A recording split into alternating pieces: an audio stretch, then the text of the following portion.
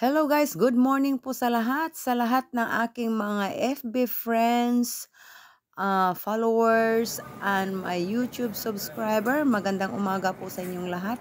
Now guys, ipapakita ko po sa inyo yung amazing tree. First time po ako nakakita ng ganitong klaseng kahoy guys na yung kanyang roots or ugat ay nakakaiba yung kanyang forma. So, panoorin nyo po guys, tingnan nyo po yung kanyang puno. Ayan po, tingnan po natin. Ayan, makikita po natin yan guys, yung puno na to, parang patay siya tingnan. Pero, kasi winter po ngayon guys, kaya siya ganyan. Pero, pag during summer or spring, sumisibol na po yung mga dahon yan guys. Napakagandang tingnan. Pero itong puno niya, dito po ako na-amaze sa kanyang puno na yung ugat ay kakaiba.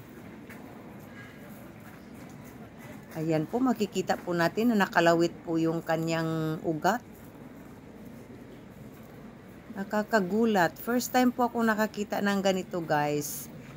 Dito po yan nakikita guys sa Chichibu, Japan.